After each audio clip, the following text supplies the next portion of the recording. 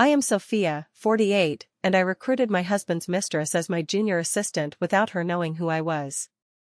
Before I tell you about the moment she realized she was reading her own cheating texts to our entire family, let me know where you are watching from in the comments. The crystal chandeliers of the grand ballroom were vibrating. That is how loud the silence was. You know that specific kind of silence? The kind that happens right after a car crash, before the screaming starts? That was the atmosphere in the room. 300 guests, my husband's parents, his judgmental aunts from Connecticut, his biggest clients, and our entire social circle, were frozen in place, champagne flutes halfway to their mouths. Standing center stage, under the spotlight, was a 24-year-old girl named Madison. She looked beautiful, I'll give her that. She was wearing a shimmering emerald green dress that I had helped her pick out. Her blonde hair was swept up in an elegant chignon, a style I had suggested.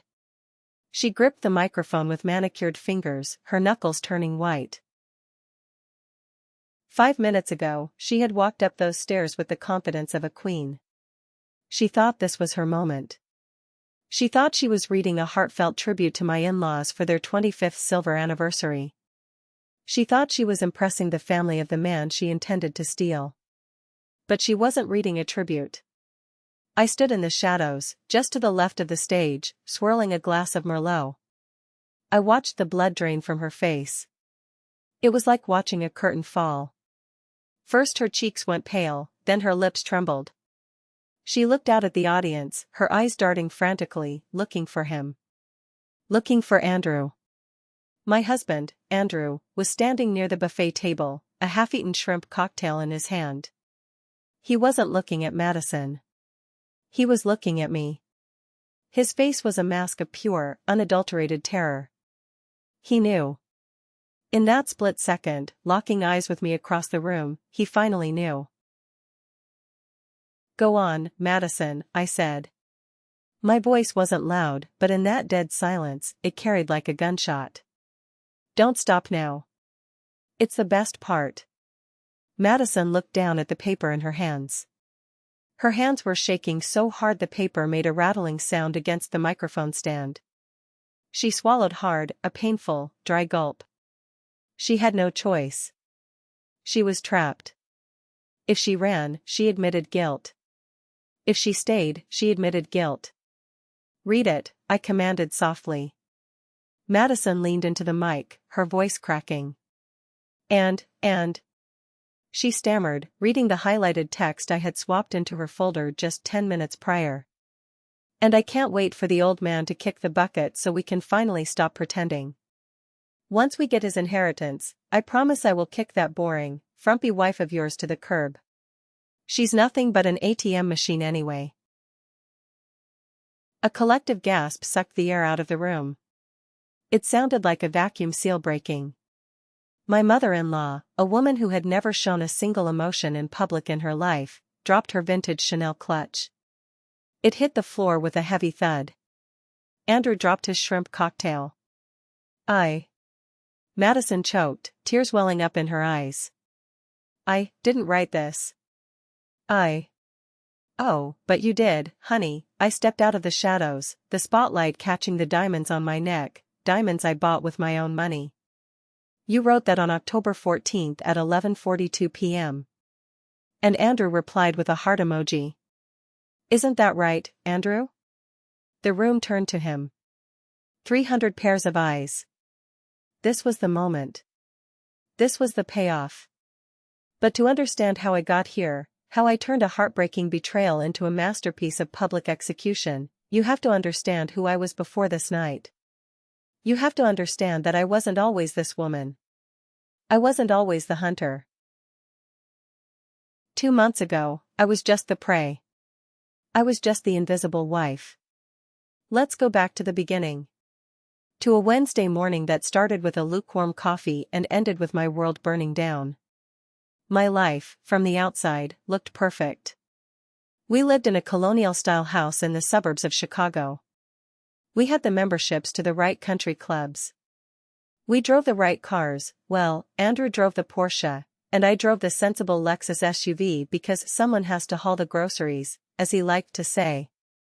I'm Sophia. For 20 years, I have been Mrs. Andrew Miller. But before that, and secretly during all of that, I was Sophia Reynolds. Andrew likes to tell people he's a marketing director. It sounds important. He wears Italian suits that cost $3,000 and spends his days having strategy lunches that last 3 hours. He loves the image of success. He loves the way people look at him when he throws down a credit card. What people don't know, what Andrew barely acknowledges himself, is that I am the one paying the bill for that credit card. I run a boutique consulting firm specializing in crisis management for mid-sized corporations. I built it from the ground up while Andrew was finding himself in his 30s. I kept my maiden name, Reynolds, for business. Andrew never cared. In fact, he preferred it. It meant his colleagues didn't associate his boring housewife with the shark-like consultant they read about in industry trade magazines. To Andrew, my job was a cute little hobby that somehow paid the mortgage. "Sophia, did you pick up my dry cleaning?" That was the first thing he said to me that Wednesday morning. Not good morning. Not, how did you sleep? I was sitting at the kitchen island, already 3 hours into my workday, answering emails on my iPad. I looked up. Andrew was standing there, adjusting his silk tie in the reflection of the microwave. He looked handsome. At 50, he still had a full head of hair, peppered with dignified gray, and he went to the gym 4 times a week. He took better care of his appearance than he did his marriage. "It's hanging in the closet, Andrew." "Where it always is," I said, keeping my voice even. "Great. I have a big presentation today. Huge clients. I need to look sharp," he said, grabbing an apple and taking a bite without looking at me. "Don't wait up for dinner. The team is going out for drinks after to celebrate. You know how it is." "I know how it is," I repeated. The phrase tasted like ash in my mouth. I knew exactly how it is. Late nights. The smell of alcohol and stale perfume on his shirts. The vague explanations. The way he would flip his phone face down on the table whenever we ate dinner together, which was rare. "You look tired," Andrew said, finally glancing at me. He grimaced slightly. "Maybe you should book a facial or something. You're letting yourself go a bit, sophomore." I touched my cheek reflexively. I was wearing minimal makeup, my hair pulled back in a ponytail. I looked like a woman who had been awake since 5 a.m. managing a crisis for a logistics company in Ohio. "I'm working, Andrew," I said. "Right.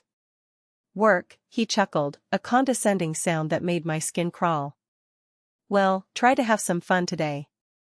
Go to Target or something." He patted my shoulder, a patronizing tap, like one would give a dog, and walked out of the room.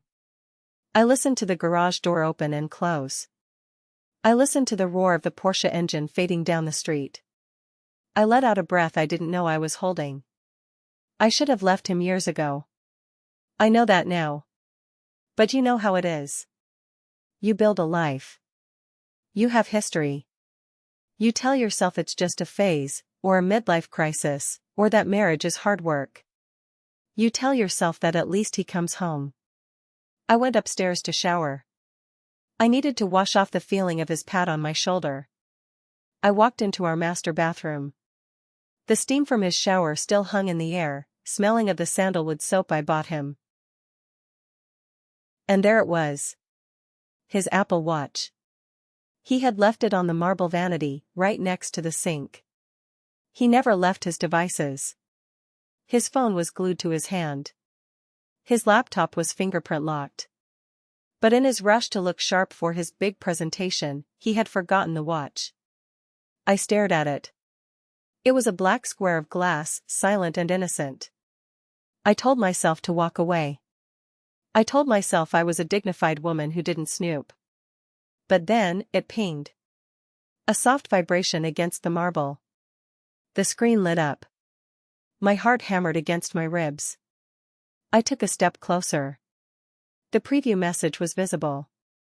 Sender, Marketing Department, Madison, Marketing Department. Clever. If I had just glanced at his phone from a distance, I would have thought it was work. But the message below it was definitely not work. Miss you already. Last night was wild. Hope the wifey didn't notice the scratch on your back. Can't wait for tonight. Love you, baby.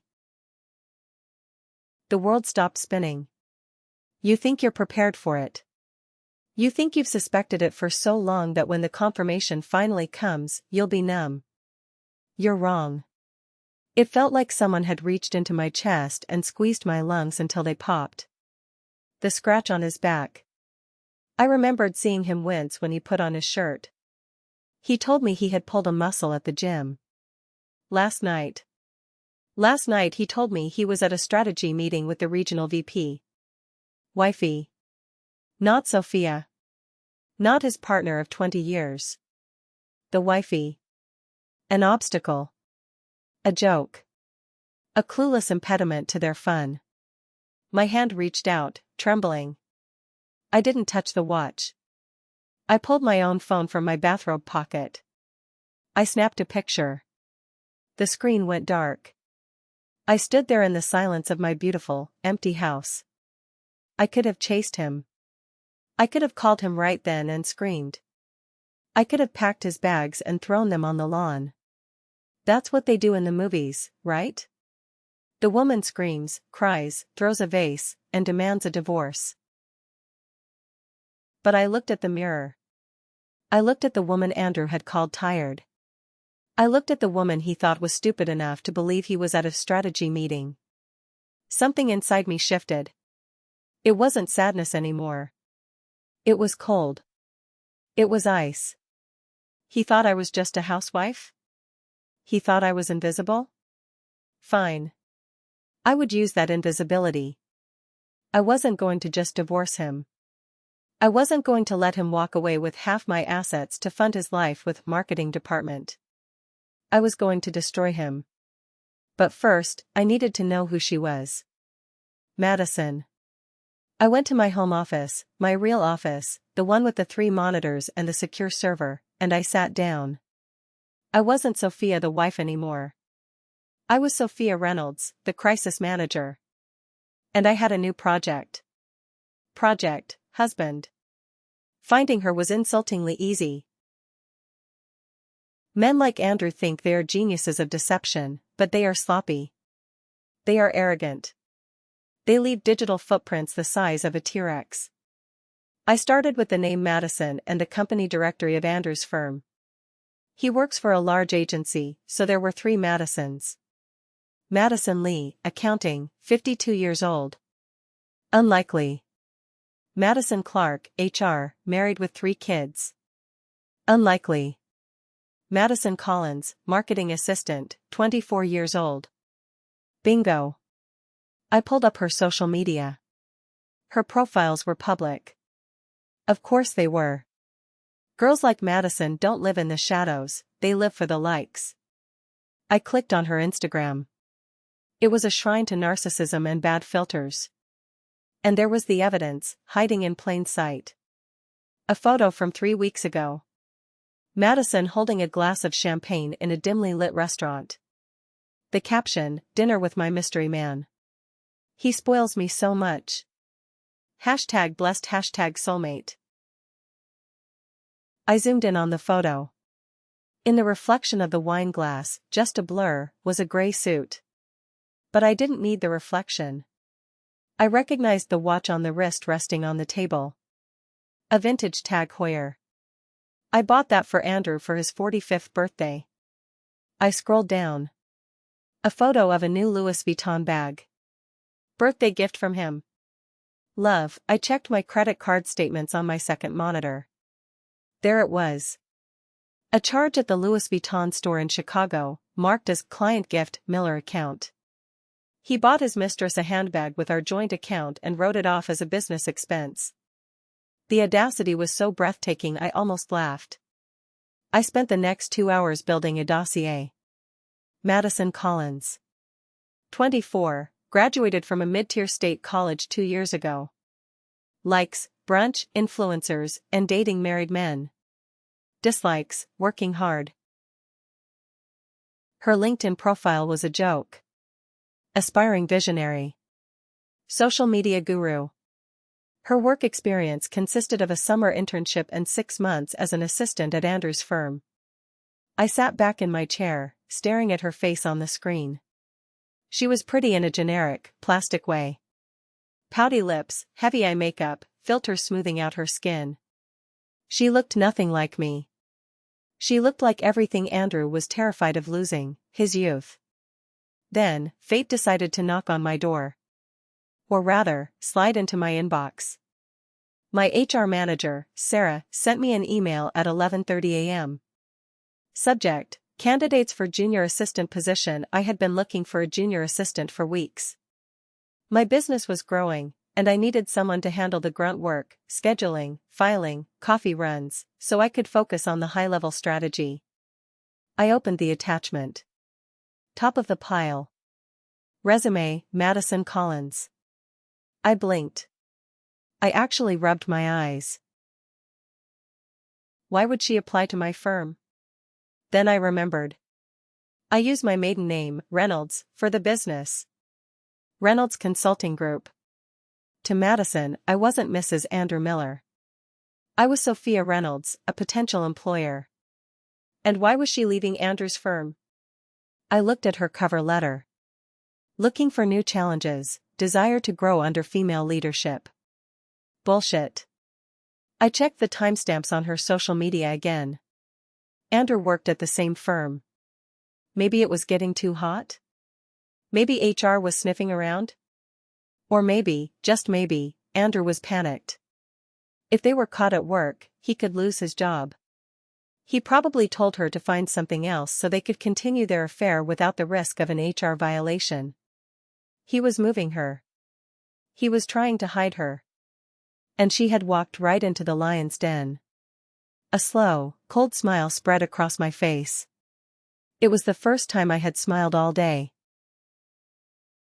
I could have deleted the email. I could have burned her resume. But why would I do that when the universe had just handed me a loaded gun? If she worked for me, I would own her. I would control her schedule. I would know where she was every minute of the day. I would have access to her phone, her emails, her life. And the best part? She had no idea what I looked like. Andrew never kept photos of me in his office. He said it was unprofessional. On his social media, he was private and never tagged me. To Madison, I was a ghost. A frumpy wife mentioned in passing. She didn't know the face of the enemy. I picked up the phone and called Sarah. Sarah, I said, my voice steady. This candidate, Madison Collins. Bring her in. Oh, really? Sarah sounded surprised. Her resume is a bit thin. And her spelling is atrocious. I see potential, I lied smoothly. She seems eager. Schedule her for tomorrow. 2 p.m. And Sarah? Yes, Sophia? Make sure I conduct the interview personally. I hung up the phone. I looked at the photo of Madison on my screen one last time. Welcome to the team, Madison, I whispered. I stood up and walked to my closet. I pushed aside the soft, comfortable cardigans Andrew was used to seeing me in. I reached to the back, where I kept my war armor. I pulled out a sharp, tailored Armani suit. Stilettos that could puncture a lung. Tomorrow, I wasn't going to be the invisible wife. Tomorrow, I was going to be the boss. The next day, sitting in my corner office with the view of the Chicago skyline, I felt a strange sense of calm. It was the calm of a sniper waiting for the target to walk into the crosshairs. At 1:55 p.m., Sarah buzzed me. Madison Collins is here. Send her in. The door opened. Seeing her in person was a visceral shock. It's one thing to see pixels on a screen, it's another to see the flesh and blood human being who is sleeping with your husband. She was wearing a skirt that was slightly too short for a corporate environment and a blouse that was unbuttoned just one button too low. She walked in with a bounce in her step, a cloud of overly sweet floral perfume trailing behind her. It smelled like cheap desperation. "Ms. Reynolds," she chirped, flashing a bright, practiced smile. "I'm Madison. It's so honor to meet you." "An honor," I corrected automatically, standing up. I extended my hand. She took it. Her skin was soft, uncalloused. The hand of a girl who had never done a hard day's work in her life. "Please, sit down," I gestured to the chair opposite my desk. I sat back, steepling my fingers, studying her. She shifted under my gaze. "Good. So, Madison," I looked down at her resume, pretending to read it. "You're currently at Miller and Associates?" "My husband's firm." "Yes," she nodded eagerly. "It's a great company, but I really feel like I've hit a ceiling there. I want to learn from a woman like you. A powerful, independent woman." I almost laughed. If only she knew. "I see," I said. "And what exactly does your current role entail?" "Oh, I handle high-level coordination for the executives," she said. "Client relations. Strategic scheduling. Translation, she fetches coffee and sleeps with the director of marketing." "And why are you leaving so suddenly? You've only been there 6 months." A flicker of panic in her eyes. "Just a micro-expression. Well, the culture there is a bit toxic," she said, lowering her voice confidentially. "Lot of office politics. I just want a clean slate." "A clean slate," I repeated. "That's admirable.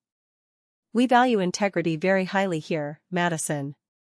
Honesty is our core value." I watched her face closely. She didn't flinch. She just nodded, her eyes wide and innocent. A sociopath in the making. "I completely agree," she said. "I'm a very honest person. My friends always say I'm too honest." "I bet they do." I leaned forward. "Let's talk about the job. This is a junior assistant position. It's demanding. It's not glamorous. You will be handling my personal errands as well as business tasks. Sometimes the lines blur. Are you comfortable with that?" "Absolutely," she beamed. "I'm very flexible." "Good.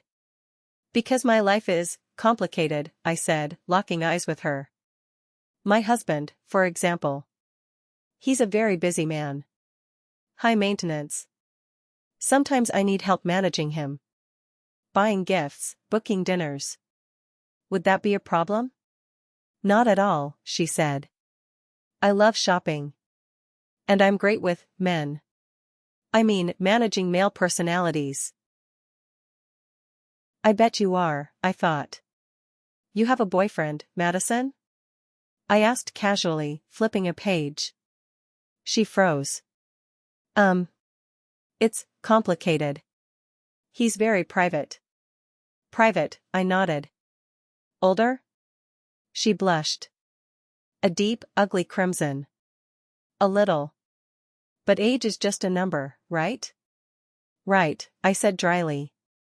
"And I assume he supports your career?" "Oh, yes.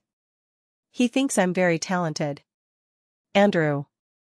"He was probably paying for her Uber to get here." I decided to push harder.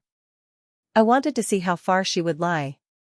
"You know, Madison, I've been married a long time," I said, my voice softening into a fake confidant tone. "The secret to a long relationship is trust. Total transparency. Don't you think?" She swallowed. "Yes. Totally. I mean, imagine if I found out my husband was lying to me," I laughed, a sharp, brittle sound. "I would probably destroy him. I'm a vindictive woman when I'm crossed, Madison. Are you afraid of vindictive women?" She looked terrified for a second, then forced a laugh. "Haha. Well, good thing I'm on your side, right?" "Right," I said. I closed the folder. I had seen enough. She was shallow, dim-witted, and morally bankrupt.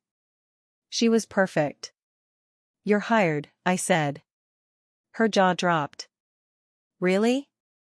Just like that? I trust my gut, I said. You start Monday. The pay is 20% higher than what you're making now. Her eyes lit up with dollar signs. She was probably already calculating how many pairs of shoes she could buy. Thank you. Thank you so much, Ms. Reynolds. You won't regret this. Oh, I know I won't, I said. But Madison? Yes? This is a small world. My husband works in marketing too. Maybe you know him? Andrew Miller? I threw the grenade. I watched it land. Her face went blank. The color drained out of her cheeks so fast she looked like a corpse. Her mouth opened and closed like a fish. Andrew Miller, she squeaked. Yes. Do you know him? I asked, tilting my head. He works at your current firm. She was hyperventilating. I could see her brain spinning. If she admitted she knew him, I might ask questions. If she denied it, it was a lie that could be easily checked. I think I've seen him in the hallways, she stammered. But we've never really spoken. It's a big company. Liar. Pity, I said. He's a charming man. You'll meet him soon enough. He comes by the office often. Great, she whispered. She looked like she wanted to vomit. See you Monday, Madison. She practically ran out of the office. I swiveled my chair around to face the window. I watched her emerge from the building onto the street below. She immediately pulled out her phone and made a call. I knew exactly who she was calling. I pulled out my phone and checked the tracking app one had secretly installed on Andrew's iPad, which was linked to his phone. Andrew's phone was busy. I smiled. The panic was setting in. Let them sweat. Let them spend the weekend terrified, trying to come up with a plan. They would think the danger was that I might find out. They didn't realize I already knew. And I was now signing her paychecks. Monday morning arrived. Madison showed up 15 minutes early, wearing a much more conservative outfit. A high-necked blouse and slacks. Andrew must have coached her over the weekend. Dress professionally. Keep your head down. Don't draw attention. She looked exhausted. Dark circles under her eyes that concealer couldn't quite hide. Good. I, on the other hand, was energized. Good morning, Madison. I greeted her brightly, slamming a stack of files on her desk. Ready to work? Yes, Ms. Reynolds, she said, jumping in her seat. Excellent. First task. I need coffee. Starbucks. Tall, black, 2 pumps of sugar-free vanilla. And get one for yourself. My treat. She looked relieved. Coffee runs. She could do coffee runs. Oh, and Madison? I called out as she reached the door. Yes? After coffee, I need you to run a personal errand for me. Andrew's birthday is coming up. I need you to buy him a tie. She froze. A tie? Yes. He has terrible taste. I usually buy them, but I'm swamped with the logistics merger. You have a young eye. Pick something, dashing. Something a man would wear to impress a mistress. I said it casually, while typing on my keyboard. Excuse me, she choked. I looked up, innocent. You know, impress a mistress? Like, something sexy? Men love to feel desired. Just pick something nice. Here's my credit card. I handed her the Amex Black card. She took it with trembling fingers. She was gone for 2 hours.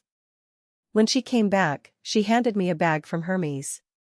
Inside was a blue silk tie with a subtle geometric pattern.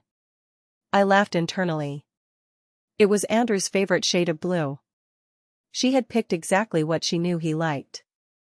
Oh, this is lovely, I said, holding it up against my neck. Do you think he'll like it? I think so, she whispered. You have good taste, Madison. Maybe you know men better than you let on. I tossed the tie onto the desk. Next task. I need you to book dinner for our anniversary. Next Friday. Anniversary? She looked sick. Yes. 20 years. Can you believe it? 20 years of wedded bliss. I sighed dramatically. I want to go to Aloud. It's impossible to get a reservation, but use my name. Or better yet, tell them it's for Andrew Miller. He spends enough money entertaining clients there, they should squeeze us in.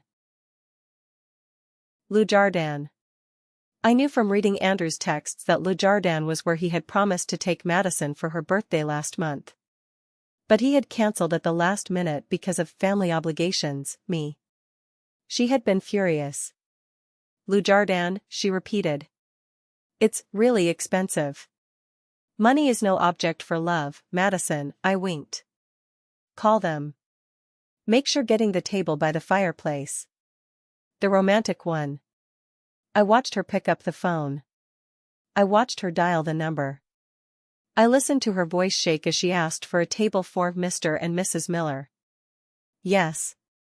Anniversary. Yes, very romantic. Yes, candles. She hung up and looked at me. Her eyes were wet. Done, she said. You're a gem, Madison, I said. I don't know what I'd do without you. Throughout the week, I ramped up the torture. I had her organize our family photo albums. Oh, look at this one, Madison. This was our trip to Maui. Look how happy Andrew looks. He really loves me, you know. He has a funny way of showing it, but deep down, he's a family man. She had to nod and agree while looking at photos of her boyfriend hugging his wife on a beach. I had her pick up my dry cleaning, which included Andrew's shirts. The same shirts she had likely unbuttoned. I watched the psychological toll it was taking on her. She was jittery. She was making mistakes. She jumped every time my phone rang. But the real fun was watching Andrew. He came by the office on Wednesday to take me to lunch, something he never did. He wanted to scout the situation. He walked in, saw Madison at the desk outside my office, and turned pale. Hey, honey. I called out, opening my door. Look who it is. You remember Madison, right? From your office? Andrew stood there, trapped between his wife and his mistress. Hi. Madison, he grunted, not making eye contact. Hello, Mr. Miller, Madison said, her voice icy. She was mad at him. Mad that he was ignoring her. Mad that he was taking me to lunch. Madison did a great job picking out your birthday tie, I said, hooking my arm through Andrew's. Show him, Madison. Madison had to pull the tie out of the drawer and hold it up. Nice, Andrew said, sweating. And she booked Aloud for us. I beamed. Isn't she efficient? Andrew looked like he was about to pass out. Aloud? That's great. We left for lunch. As we walked to the elevator, I glanced back. Madison was staring at us, her eyes filled with hate. Not at me. At him. She hated him for pretending she didn't exist. Divide and conquer. By the second week, Madison was starting to crack. But I needed more than just psychological warfare. I needed hard evidence. I needed a paper trail that would hold up in court and, more importantly, in the court of public opinion, my family. I decided to involve Madison in her own destruction. Madison, I called her in on a Thursday afternoon. I have a boring task for you. Data entry. She sighed. Okay. I need to categorize Andrew's credit card statements for tax purposes. He's terrible at keeping receipts. I need you to go through these statements and mark anything that looks like a business expense versus personal. I handed her a stack of paper. It was the last 6 months of Andrew's secret Visa card, the one he thought I didn't know about. She took the stack. Just put them in a spreadsheet, I said. Date, merchant, amount. I watched from my desk as she started typing. 10 minutes in, the typing stopped. I kept working, typing away on my own laptop, but my senses were tuned to her frequency. She was staring at a page. I knew exactly what page it was. It was the statement from last month. There was a charge for the Four Seasons Hotel. $800. Madison knew that date. That was the weekend Andrew told her he was at a golf conference in Florida. But he hadn't taken her. And he hadn't taken me. He had taken someone else. Or maybe he went alone? No, Andrew hates being alone. I saw Madison pull out her phone and check her calendar. She was cross-referencing. Then she turned the page. Jewelry store. $2,500. She touched her neck. She wasn't wearing a necklace. I wasn't wearing a necklace. Who got the necklace? Then, the kicker. The charge for the Chanel bag he gave her. I had looked this up earlier. The charge wasn't from the Chanel boutique. It was from a website called https://www.google.com/search?Q=luxreplicas.com. $150. He had bought her a fake bag and told her it was real. I watched Madison's face turn from confusion to horror to rage. Her jaw clenched. Her breathing got heavy. She realized that she wasn't the cherished girlfriend. She was just a cheap hobby. A $150 hobby. Is everything okay, Madison? I asked, not looking up. Her voice was strangled. This charge. Lux Replicas? Oh? I looked up.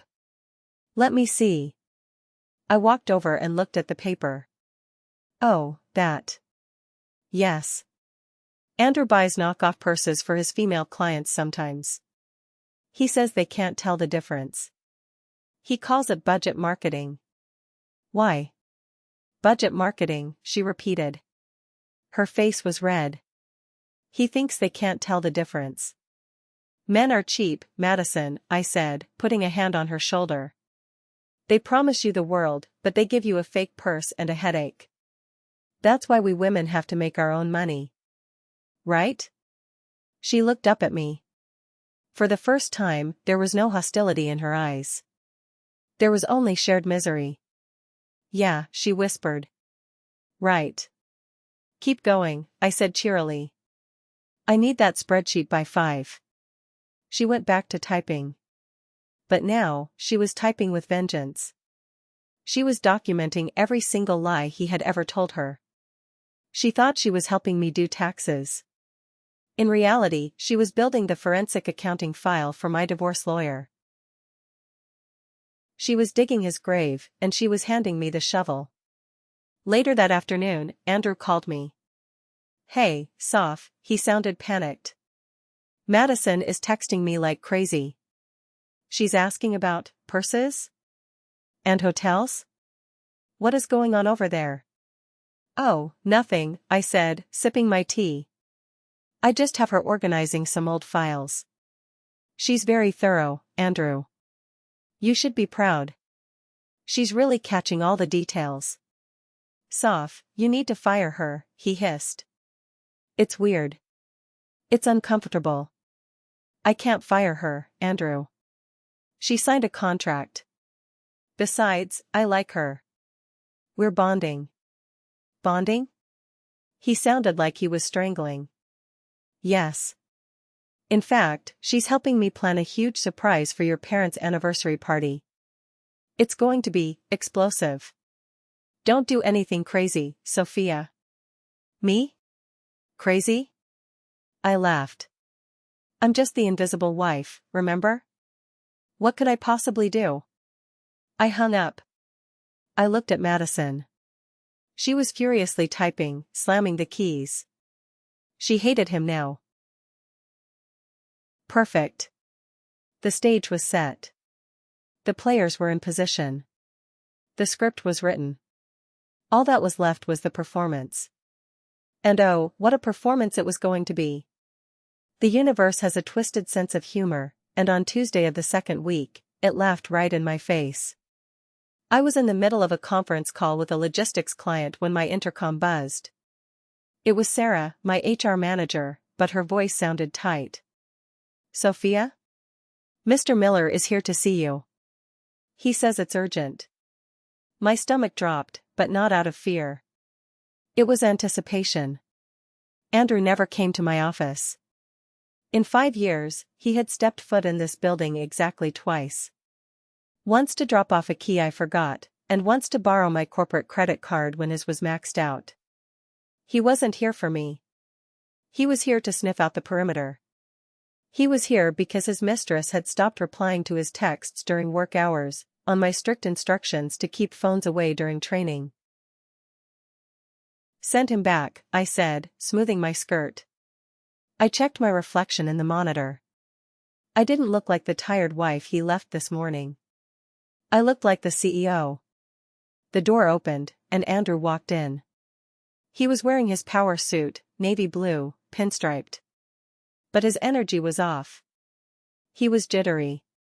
His eyes were darting around the room before they even landed on me. Hey, Soph, he said, forcing a casual smile that didn't reach his eyes. I was in the neighborhood meeting a client. Thought I'd swing by, maybe grab lunch? Lunch. He hadn't taken me to lunch on a weekday since 2015. That sounds lovely, Andrew, I said, standing up. But you know, we have a new policy here. Open door. I want you to meet the team properly. I walked around my desk and grabbed his arm. I could feel the tension in his bicep. He was rigid. Actually, Soph, I'm in a bit of a rush, he stammered, trying to pull away. Maybe we just go? Nonsense, I said, steering him towards the glass door. You have to say hello to my new star hire. She's been doing wonders with your file organization. I pushed the door open. There she was. Madison was sitting at the junior assistant desk, right outside my office. She was buried behind a stack of files, Andrew's files. She looked up as the door opened, her face lighting up with a customer service smile that instantly died when she saw who was standing next to me. The silence was loud. It was heavy. Andrew stopped dead in his tracks. His face went from a healthy tan to a sickly shade of gray. Madison, I said, my voice ringing clear and cheerful. Look who decided to visit. You remember my husband, Andrew? From your old firm? I felt Andrew's arm twitch. He was trapped. If he acted too familiar, I would question it. If he acted too cold, Madison would be furious. Hi. Andrew, Madison said. Her voice was small, hurt. She looked at him with big, pleading eyes, waiting for a signal. Waiting for him to save her. Hi, Andrew grunted. He didn't look at her. He looked at the floor, at the wall, anywhere but at the woman he had been sexting 3 hours ago. I was just telling Andrew how efficient you are, Madison, I continued, twisting the knife. She's been categorizing all our expenses, Andrew. She found that error with the hotel charge in Florida? Remember? Andrew choked on his own saliva. The what? The hotel charge, I said innocently. The one you said was for the conference? Madison noticed the date didn't align with the flight. She's so sharp. We're getting it sorted though, right, Madison? Madison stared at Andrew. She was waiting for him to defend her. To defend them. But he just stood there, sweating, terrified of his wife. In that moment, I saw the exact second Madison's heart broke. She realized he wasn't a knight in shining armor. He was a coward in a pinstripe suit. Yeah, Madison said, her voice dripping with sudden venom. I'm sorting it out. There are a lot of discrepancies. Mr. Miller. She emphasized Mr. Miller like it was a curse word. Great. Well, we're off to lunch, I chirped. Madison, hold down the fort.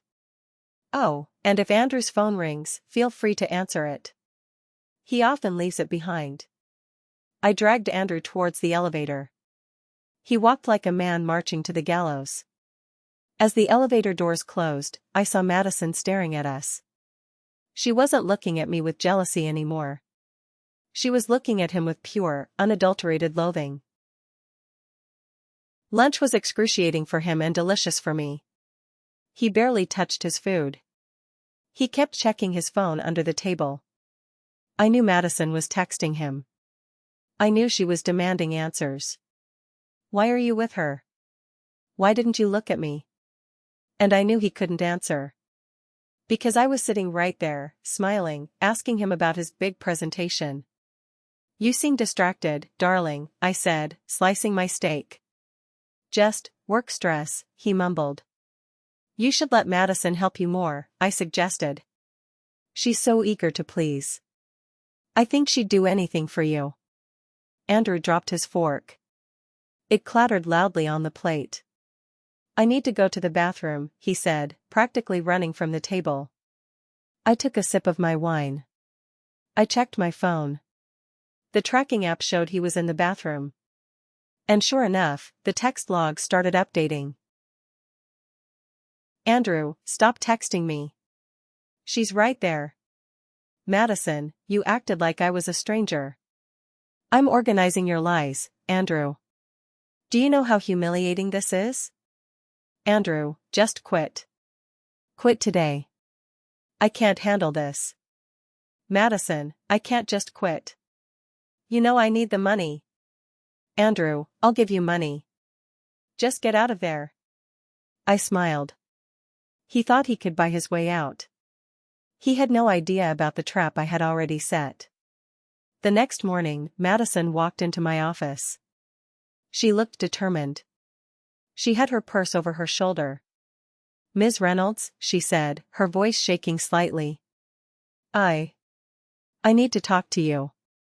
Of course, Madison, I said, not looking up from my laptop. What's on your mind? I have to resign, she blurted out. Effective immediately. She placed a typed letter on my desk.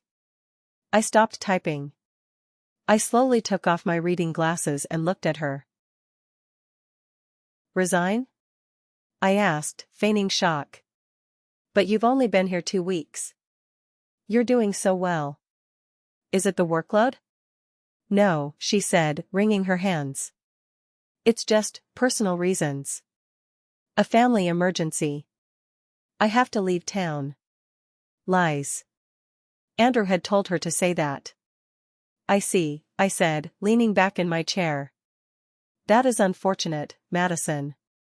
Especially considering the investment we've just made in you. Investment? She blinked. Yes. The training protocols. The security clearance. The software licensing. I opened my drawer and pulled out the employment contract she had signed on her first day. The one she hadn't read because she was too busy staring at the salary figure. You see, Madison, I tapped page 4, clause 12. This is a standard retention agreement for junior assistants handling sensitive data. It states that if you leave the company voluntarily within the first 6 months, you are liable for the repayment of all recruitment and training costs. Training costs? She squeaked. But, you just showed me how to use the coffee machine. And the proprietary database, I corrected. And the security protocols. And the HR onboarding fee. According to the contract you signed, let's see. I ran my finger down the page. The penalty is $50,000. $50,000, she screamed. It wasn't a professional scream. It was the scream of a girl realizing she was drowning. That's illegal. You can't do that. It's perfectly legal, Madison, I said calmly. It's a training repayment agreement provision. Very standard in high-level consulting. My lawyers drafted it. And you signed it. I pushed the contract towards her. Her signature was right there, in blue ink, with a little heart over the I in Collins. I don't have $50,000, she whispered, tears filling her eyes. Well, I said, my voice softening into mock sympathy. Then I suppose you can't resign. Unless what? Unless you stay. Just for 6 months. Until the probation period is over. Then you can leave free and clear. She stared at me. She was trapped. She couldn't pay. And she knew Andrew couldn't pay either, not without me noticing a $50,000 withdrawal. I controlled the finances. I saw every transaction. She stammered. I have to call my dad. Go ahead, I said. But Madison? If you walk out that door today without paying, my legal team will file a lawsuit by lunch. And it will be public record.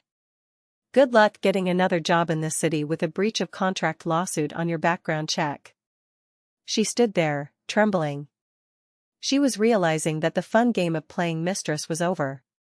Now, she was playing in the big leagues. Fine, she choked out. I'll stay. Excellent. I clapped my hands. I'm so glad we resolved this. Now, wipe your eyes. We have a lot of work to do. I need you to go to the city archives today. I'm looking into some real estate records for a client. Real estate, she sniffled. Yes. A property on Lakeshore Drive. Unit 4B. I think someone is trying to sell it illegally. I need the deed. Her face went white. Whiter than the paper on my desk. Lakeshore Drive. Unit 4B. That wasn't a client's property. That was Andrew's investment condo. The one he told me he was renting out to tenants. But judging by Madison's reaction, I had a feeling the tenant was her. Or was going to be her. Is there a problem, Madison? I asked. No, she whispered. No problem. She walked out of my office like a zombie. I watched her go. I picked up my phone and texted my private investigator, Mike. She's staying. Dig into Unit 4B. I think I found the nest egg. Andrew thought he could hide her. He thought he could buy her silence. But he forgot that I am the one who balances the books. And in my ledger, debt is always collected. 3 days later, the report from Mike landed on my encrypted server. I sat in my home office, a glass of whiskey in my hand, staring at the screen. I thought I knew everything.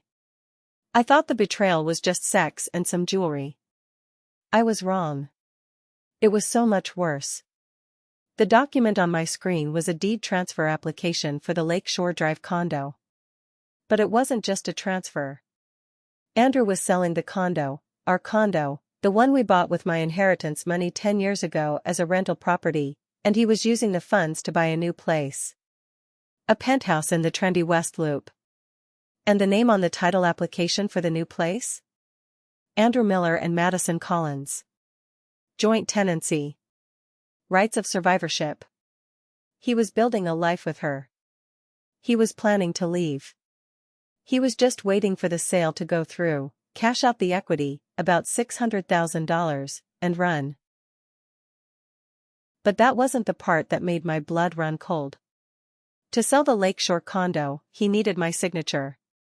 My name was on the deed. I scrolled down to the signature page of the sale contract. There it was. Sophia Reynolds Miller. My signature. But I hadn't signed it. He had forged my signature.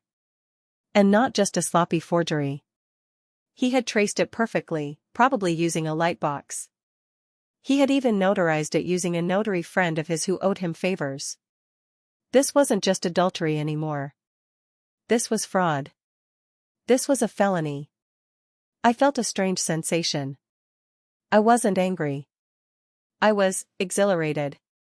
Because this was the nail in the coffin.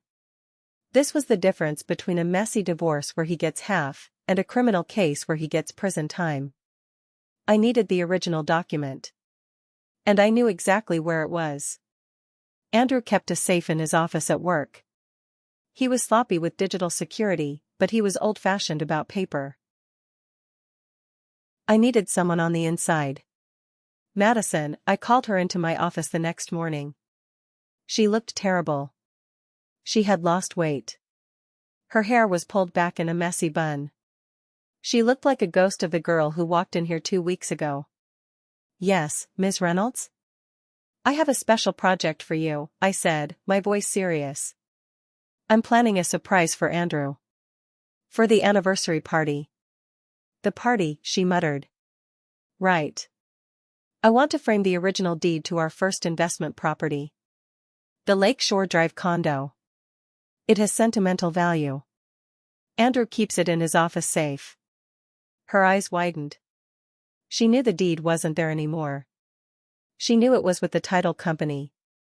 Or at least, she thought it was. "I need you to go to his office," I continued. "He's in meetings all day." "I have the combination. December 25th, 98, our wedding date." You want me to open his safe?" "Yes. You're his girlfriend. I mean, you're his former colleague," I corrected myself with a smile. "He won't mind. Just grab the blue folder. Bring it to me." "But, why can't you go?" "Because I'm his wife, and if I show up, he'll know I'm planning a surprise." "You're invisible, remember?" "Invisible." The word hit her. "Okay," she said. She went. She didn't have a choice. 2 hours later, she came back. She didn't have the blue folder. She looked panicked. It wasn't there," she stammered. "The safe was empty except for some cash." "Empty?" I frowned. "Are you sure?" "Yes. I checked everywhere. I knew it wasn't there.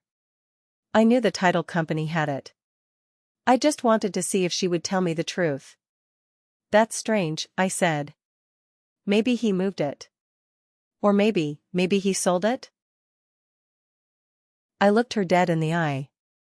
"Do you think he would sell our property without telling me, Madison? That would be illegal. That would be fraud.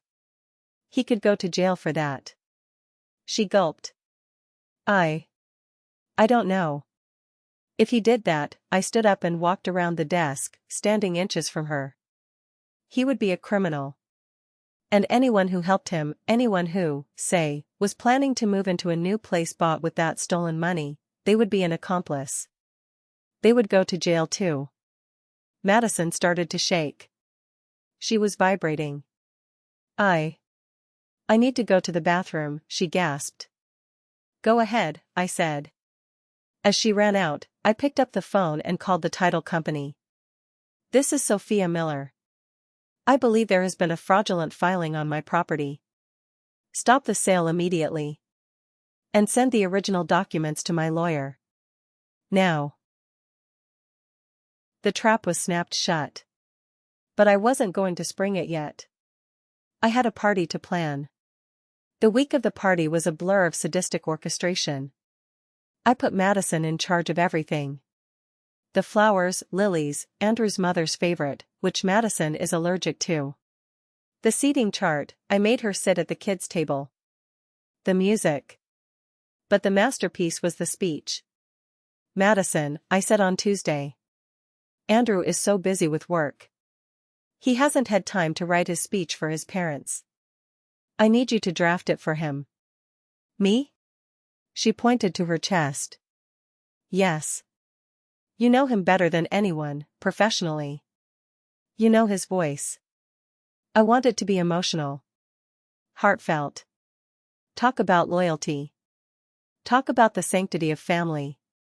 Talk about how much he loves his life." I watched her try to write about loyalty while sleeping with a married man. It was poetic justice. She spent 2 days on it. She actually tried. She wrote a generic, sappy speech about family values. This is good, I said, reading her draft on Thursday. But it needs more punch. More truth. Truth? Yes. I'll make a few edits, I said. Don't worry about it. I'll print the final version and put it in the folder for the podium. Okay, she sighed, relieved to be done with it. Oh, and one more thing, I said. I bought you a dress. I pulled a garment bag from behind my door. You did? She looked surprised. Yes. You've been working so hard. I want you to look beautiful at the party. You're representing the company. I unzipped the bag. It was the emerald green dress. It was stunning. It was expensive. And it was also identical to the dress my mother-in-law was going to wear. I had coordinated with Andrew's mom weeks ago. I told her I bought her a special dress. I bought the exact same one for Madison. In social circles like ours, wearing the same dress as the guest of honor, especially the matriarch, is a death sentence. It screams tacky, disrespectful, and trying too hard. It's beautiful, Madison whispered, touching the silk. Try it on, I urged. She put it on. It fit perfectly. She looked in the mirror and smiled. For a second, she forgot she was the mistress. She saw herself as the belle of the ball. You look like a part of the family, I said softly, standing behind her reflection. Thank you, Sophia, she said, genuinely touched. I don't know what to say. Don't say anything, I smiled. Just save your voice for the party. I have a special role for you. A special role? Yes. Andrew gets such stage fright. I think it would be wonderful if you read the introduction to his speech. You have such a clear, young voice. It would be a nice touch. The devoted assistant helping the loving son. I can't read a speech in front of your family. Nonsense. They'll love you. Just read exactly what's on the paper. Don't improvise. Just read the words. Okay, she nodded. I'll do it. She walked into the trap. She put on the dress. She took the folder. She had no idea that I had spent the previous night editing the speech. I didn't just change words. I replaced the text with a transcript. A transcript of their text conversation from the night they decided to sell my condo. Andrew, just sign it, babe. She'll never know. Madison, I can't wait to be the new Mrs. Miller. Andrew, soon. Once the money hits, we're gone. I formatted it to look like a speech. Large font. Double-spaced. Easy to read. I put it in a leather folder embossed with the family crest. I handed it to her on Saturday evening. Break a leg, I whispered. And now we are back. Back to the ballroom. Back to the silence. Read it, I commanded again. Madison stood frozen. The audience was murmuring now. The shock was turning into confusion. I can't, she sobbed. Then I will, I said, stepping up to the podium. I gently took the microphone from her trembling hand. I didn't push her away. I let her stand there, center stage, in her matching green dress, looking like a cheap knockoff of my regal mother-in-law. I looked out at the crowd. I saw my friends. My neighbors. My clients. Andrew, I said, my voice warm and conversational. Why don't you come up here? This is a family moment. Andrew didn't move. He looked like he was having a stroke. Come on, son, his father boomed from the front table. His father didn't know yet. He just thought it was a weird skit. Andrew dragged himself onto the stage. He stood next to Madison. They looked pathetic together. He, sweating through his $3,000 suit. She, crying in her stolen dress.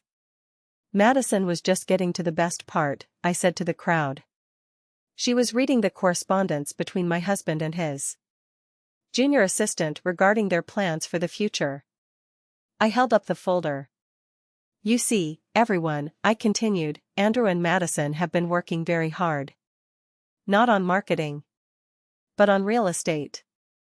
I pulled out a projection remote from my pocket. Behind us, a massive screen descended.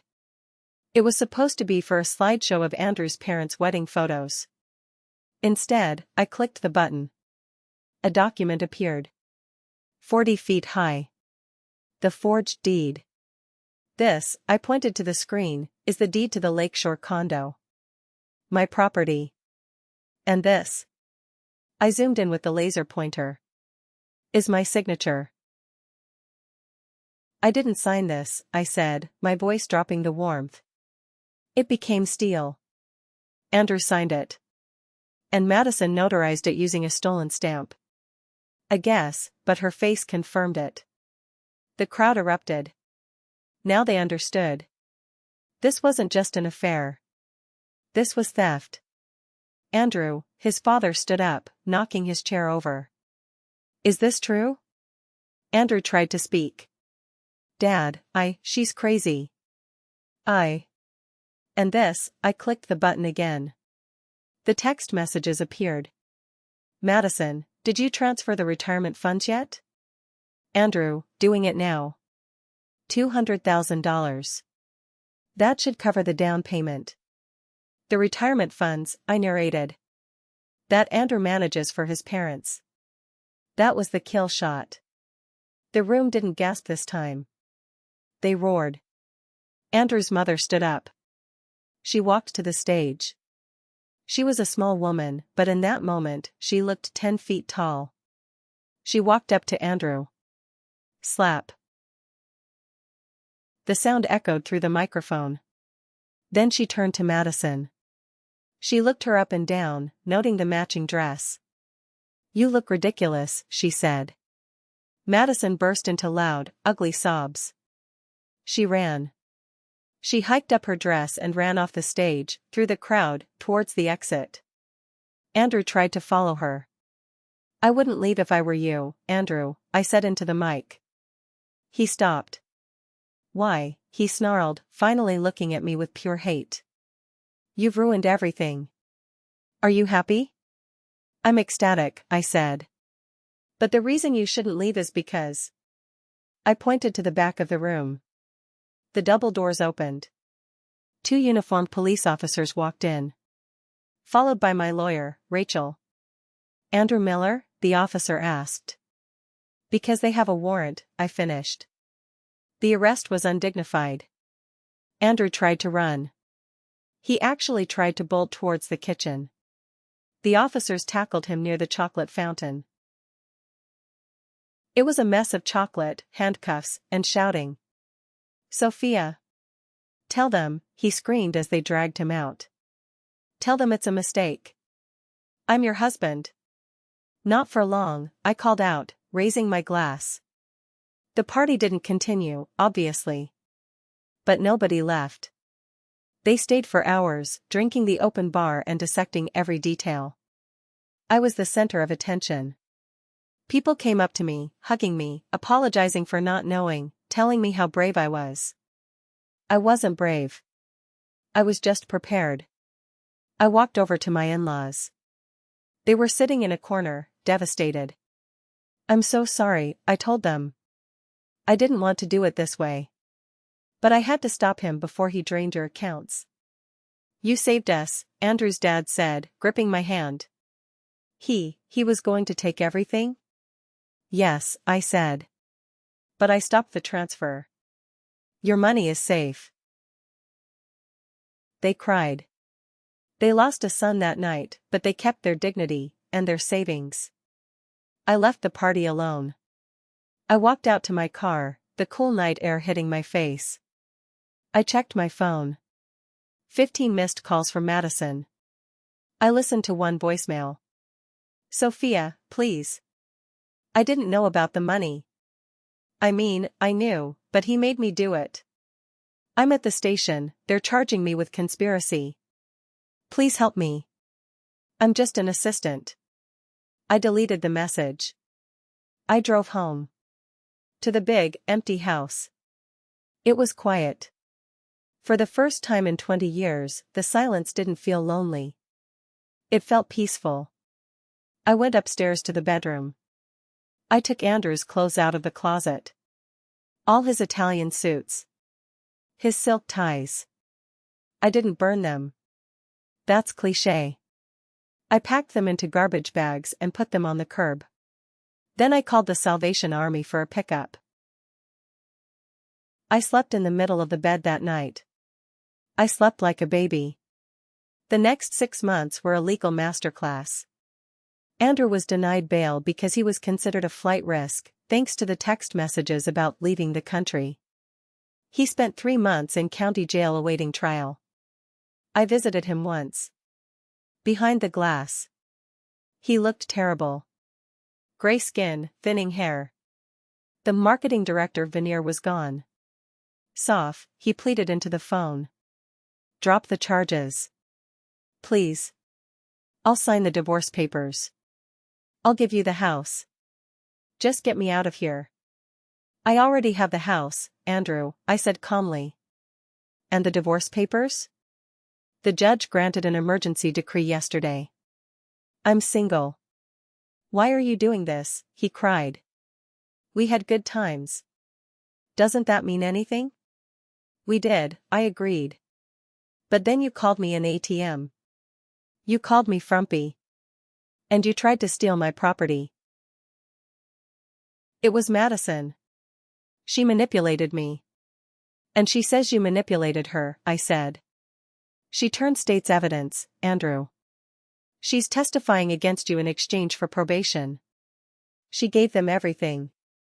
The emails, the fake invoices, the forgery kit. His jaw dropped. She flipped? Of course she did. She's a survivor. Just like me. I stood up. Goodbye, Andrew. Enjoy the orange jumpsuit. It's not really your color, but it's cheaper than Armani. I walked out. Madison got 3 years probation and a felony record. She had to move back to Ohio to live with her parents. Her career in marketing was over before it began. No one hires a thief who sues her boss. Andrew got 5 years for wire fraud and forgery. I got everything else. It's been a year now. I'm sitting in my office, my new office. I expanded Reynolds Consulting. We now occupy the top 2 floors. I look out at the Chicago skyline. I look different. I cut my hair. A sharp bob. I wear red lipstick now. My team walks in for the morning meeting. I see young, ambitious women. I see men who respect me. I don't have a junior assistant anymore. I hired a professional executive secretary. Her name is Helen. She's 60, efficient, and hates drama. My phone pings. It's a text from a number I don't recognize. Madison, I saw you in Forbes. Congratulations. I'm working at a diner in Dayton. I guess I learned my lesson. I don't reply. I block the number. I learned a lesson too. I learned that kindness is not weakness. I learned that silence is not submission. And I learned that you should never, ever underestimate the woman who balances the books. They thought I was just a wife. Just a background character in their love story. But I was the author all along. And I wrote myself a happy ending. So, to anyone out there feeling invisible. To anyone whose husband is working late. To anyone who feels like they are losing their grip. Wake up. Check the watch. Check the bank accounts. And remember, if you're going to burn the bridge, make sure you're standing on the side that has the detonator. I'm Sophia Reynolds. And that is how I fired my husband.